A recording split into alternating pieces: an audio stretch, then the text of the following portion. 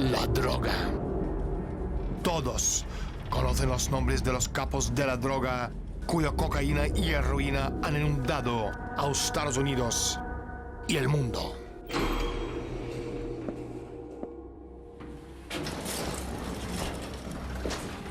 Pablo Escobar, Jorge Ochoa, Carlos Lechter, traficantes de droga por excelencia.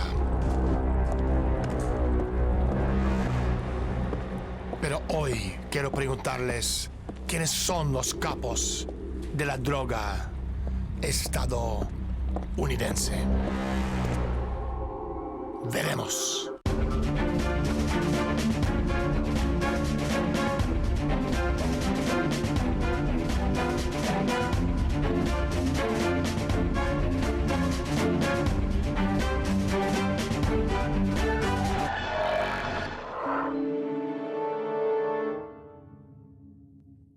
Hoy, en Desde la Sombra, la muerte del narcotraficante agente de la CIA, Barry Seal, encierra gran parte de la desagradable historia secreta de las operaciones encubiertas estadounidenses en la segunda mitad del siglo XX.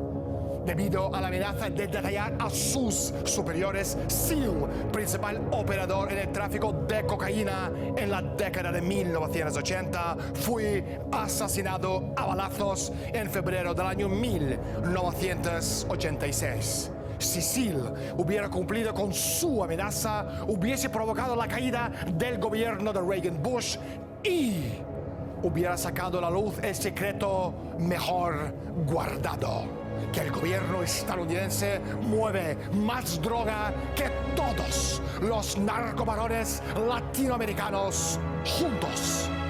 Hoy hablaremos con Daniel Hopsinger, periodista de investigación y productor de una decena de documentales de super éxito que revelan detalles sobre la política profunda de la clase dirigente estadounidense. Daniel, gracias por estar con nosotros y bienvenido al programa.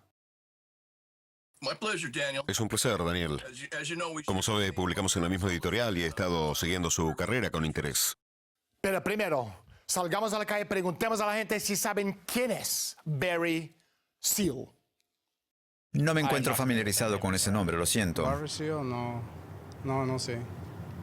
No. Barry Seal, no. ¿Quién fue Barry Seal y por qué su figura sigue siendo importante a casi 30 años de su muerte? Daniel.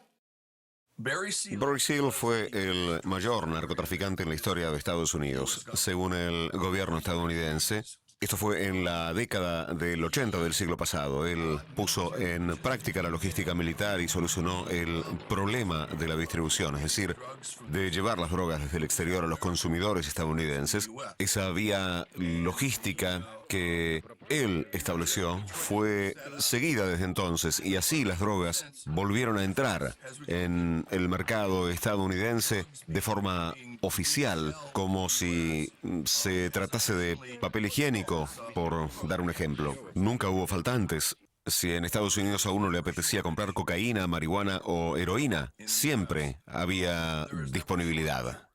Barry Seal era un legendario contrabandista de drogas de la CIA y un experimentado piloto que literalmente había trabajado para la agencia desde que era un joven piloto prometedor en la década de 1950.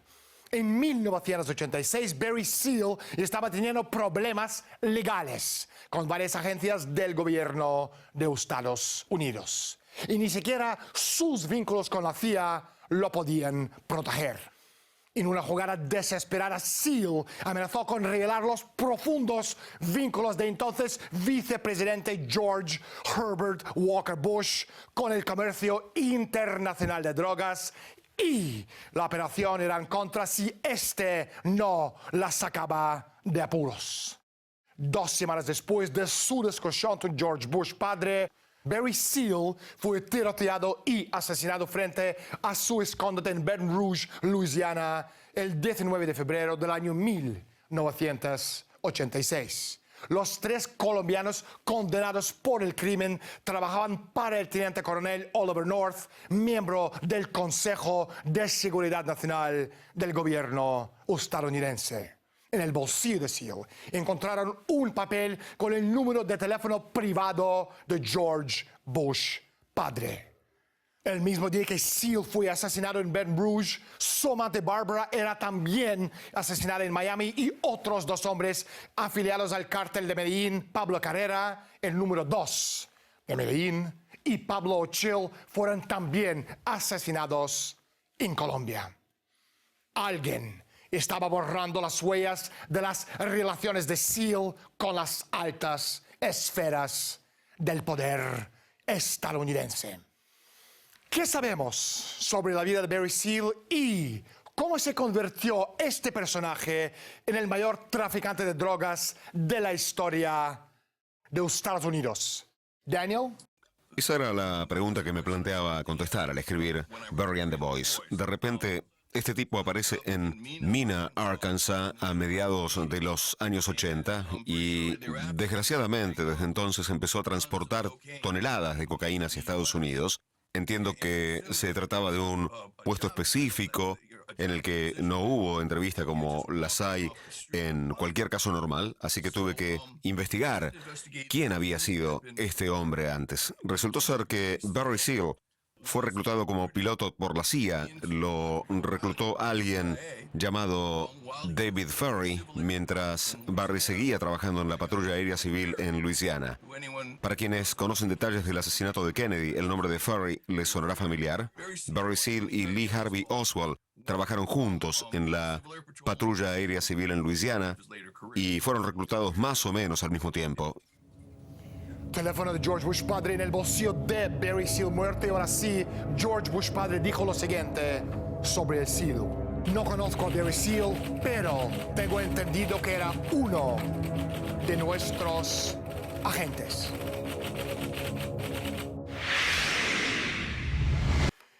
En la década de 1980, uno de los centros mundiales de tráfico de drogas era un pequeño pueblo en el oeste de Arkansas llamado Mena. Mena era una parte de las operaciones encubiertas de extrema suciedad e ilegalidad llevadas a cabo desde la oficina de George Bush padre, mientras que Ronald Reagan era presidente. Pero las drogas son solo una parte de nuestra historia. Haciendo uso de aviones de Air America, la línea aérea clandestina de la CIA, el aeródromo de Mena fue también un importantísimo punto de partida para las armas que iban a los contra-nicaragüenses. Las drogas que Barry Seal traía a Estados Unidos se extendían a las calles de Nueva York, Detroit, Chicago, St. Louis, Filadelfia, Los Ángeles, causando una epidemia de crack sin precedentes en la historia del país.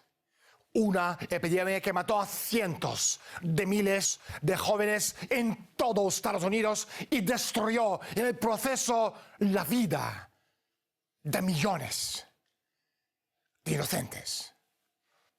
Bajo las directivas 12 y 3 de la Decisión de Seguridad Nacional, George Bush padre estaba a cargo de todo el aparato del gobierno secreto, entre ellos las operaciones que cubrían América Central. El escándalo Irán-Contra fue solo una de las muchas operaciones sucias dirigidas por el aparato de Bush padre.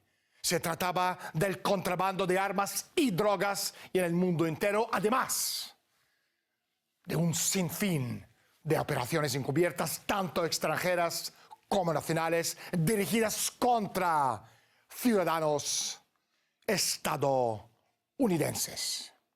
Nos dijeron que Barry Seal fue asesinado por el cártel de Medellín. Me pregunto si fue así o si hay otra versión de los hechos. Daniel?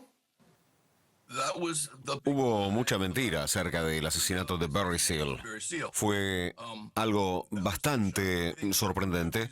Se hicieron, sobre todo aquí en Estados Unidos, películas sobre Barry Seal. Todos los libros que se escribieron sobre Seal afirman que fue asesinado por el cártel de Medellín, luego de revelar información sobre ellos. Sin embargo, Barry Seal fue asesinado en Baton Rouge, en Luisiana, al mismo tiempo que una media docena de miembros del cártel de Medellín que fueron asesinados en Estados Unidos y América del Sur, todos en una misma noche.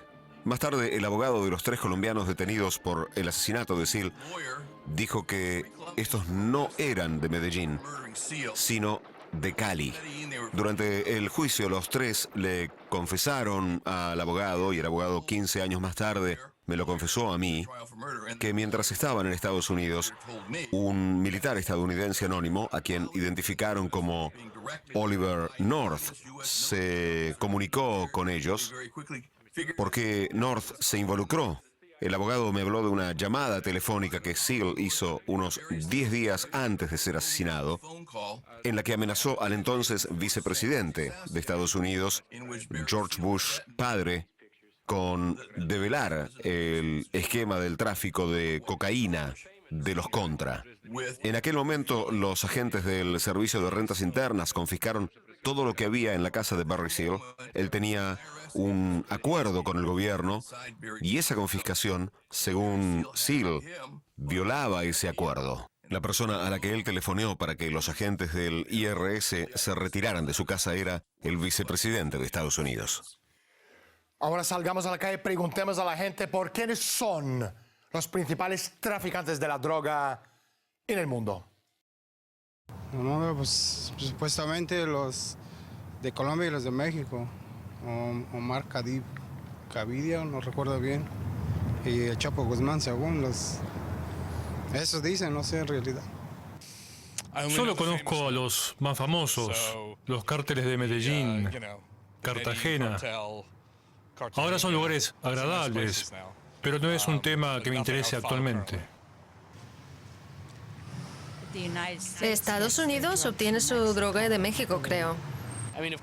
Obviamente los carteles de México, algunos aquí en Estados Unidos, también en partes de Europa, pero no estoy al tanto. Uno de los mejores periodistas de investigación de Estados Unidos en los años 90, Gary Webb, que escribió un artículo demoledor uniendo la CIA con la droga, dijo lo siguiente. Respaldados por la CIA, los Contras habían contrabandeado cocaína a Estados Unidos y la distribuyeron en Los Ángeles. La CIA estaba al tanto de los grandes cargamentos de drogas hacia Estados Unidos que ayudaban a los Contras a recaudar fondos. El mayor traficante de drogas de la historia americana era agente de la CIA. Barry Seal fue una figura central en los años 80 del tramado Irán-Contra. El avión militar del carga C-123 de Seal ocupó un lugar destacado en 2 de los eventos más grandes y menos entendidos de la década. La operación de las drogas, diseñada para ser una versión sandinista del Golfo de Tonkin en la guerra entre Estados Unidos y Nicaragua, y el derribo 6 meses después del asesinato de Seal de su amado avión de carga Señora Gorda sobre Nicaragua con más de 5 toneladas de cocaína a bordo, que precipitó el desenlace de Irán-Contra. Sabemos que el encubrimiento de la CIA de la afiliación de Seal con la agencia comenzó muchísimo antes de que el último suspiro saliese de su cuerpo. Hasta ahora, la versión oficial de los hechos vendía la leyenda del asesinato de Barry Seal a manos del cártel de Medellín. Y si bien sus conexiones con el cártel fueron reveladas al mundo, su relación con Oliver North jamás salió a la luz de manera oficial. Sí sabemos que el equipo asesino estaba armado y dirigido por José Coutín, agente de la CIA de Miami, con una larguísima experiencia en asesinatos selectivos. Pero ellos son parte de la historia secreta, una historia que transcurre en una época en la que los asesinos solitarios no juegan un papel significativo. Durante mucho tiempo se especuló con que Seal fui asesinado no por orden del cártel, sino a pedido de la CIA estadounidense. Sin embargo, a menos que el cártel de Medellín diera órdenes a la FBI, que confiscó y después ocultó pruebas en la investigación del asesinato de Seal en Baton Rouge, Luisiana, en febrero del año 1986. Los teóricos de la conspiración pueden llegar a estar en lo cierto. La CIA fue quien ordenó el asesinato de Seal. Ahora salgamos a la calle y preguntemos a la gente por la operación Irán-Contra. El intercambio de armas para lograr la liberación de rehenes. Oliver North estuvo implicado. No me acuerdo de cuál administración estaba en ese momento. Es lo que sé. De armas o no sé, no, en realidad no. Algo noción, pero bien no sé. Esa fue una larga historia, con armas, rehenes, Irán, financiamiento para lo que estaba ocurriendo en América Central. Una dura experiencia que involucró a varios oficiales gubernamentales de alto rango. Fue cuando Ronald Reagan le pagó a Irán entregando armas para conseguir la liberación de rehenes. No recuerdo exactamente ahora, pero creo que fue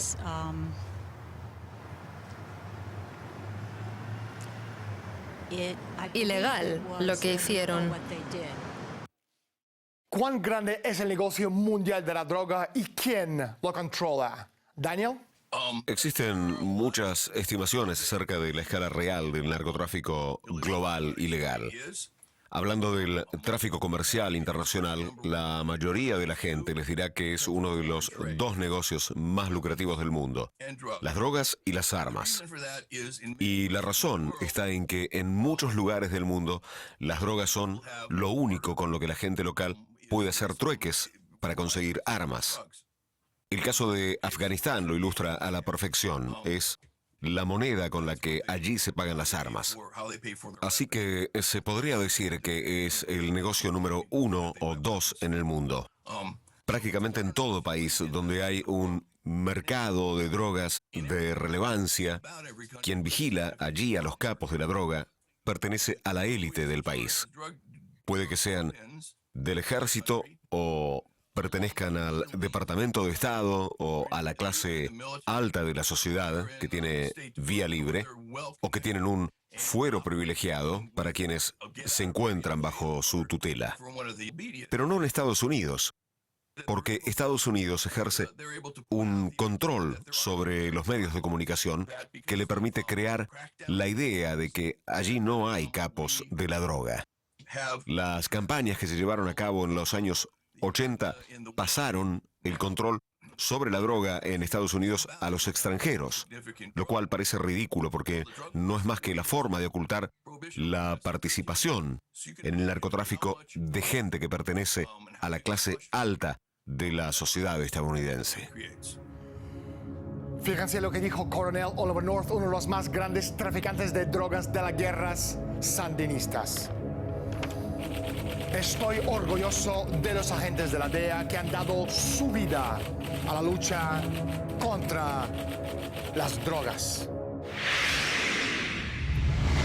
En la década de 1980, el pequeño secreto del escándalo Irán-Contra no fue que el gobierno estuviera haciendo negocios ilegalmente con los iraníes para liberar a los rehenes estadounidenses, ni que apoyara ilegalmente a los contras nicaragüenses. Ese secreto sucio era una bula. El gobierno de Estados Unidos y políticos de alto nivel de ambos partidos políticos, tanto los Bush como los Clinton, estaban metidos hasta las cejas en el narcotráfico para apoyar a los contras de Nicaragua. No tengo duda de que se estaban llevando un buen pellizco de ese dinero sucio. De hecho, Una de las grandes razones por las que Ross Perot se postuló a presidente en el año 1992 fue porque estaba indignado por la participación de George H.W. Bush en el narcotráfico. El gobierno de Estados Unidos y la CIA estaban moviendo miles de millones de dólares en drogas desde América Latina hacia Estados Unidos y lo hacían de la mano con los cárteles y gente como el dictador panameño y ex agente de la CIA, Manuel Noriega. Es irónico ver cómo Noriega está en la cárcel, pero los políticos estadounidenses involucrados en el narcotráfico, le dice Oliver North, los Bush, los Clinton, siguen libres. ¿Cuál es el papel de la familia Bush, en el concreto de Bush padre, en el tráfico internacional de drogas? Daniel?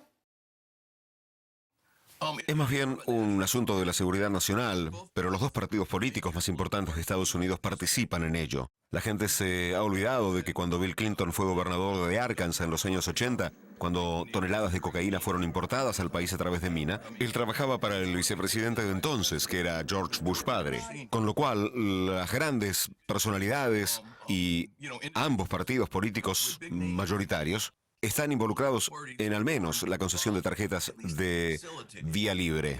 Las drogas entran a un país cuando hay debilidades.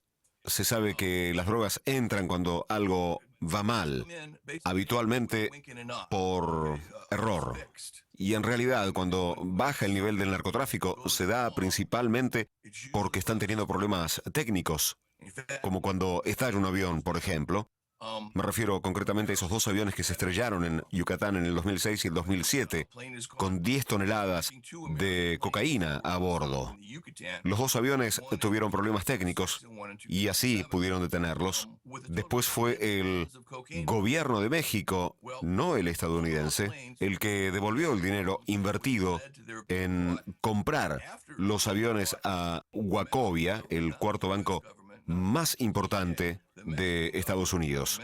La justicia reveló que en los últimos 6 años, este banco había blanqueado 378 mil millones de dólares de dinero proveniente del narcotráfico. El banco pagó una enorme multa y fue forzado a venderse a otro banco supuestamente más responsable. Y es ahí cuando empezamos a darnos cuenta de que la mayor parte del narcotráfico está controlada por los bancos. El año pasado, el banco británico HSBC confesó haber blanqueado una cifra increíble, 780 mil millones de dólares provenientes del narcotráfico. Imagínense, es una cifra colosal. Y pagaron una multa de 30 mil millones de dólares. Pero al blanquear 780 mil millones, habían ganado mucho más que los 30 mil millones que pagaron de multa. Entonces un muy conocido inspector de policía de Miami me explicó que el narcotráfico requería de 4 cosas: producción, distribución, que a su vez requiere transportación, y todo eso necesita protección. Esos son los principales elementos de cualquier cártel de drogas. Y sin la protección, toda la cadena se rompe.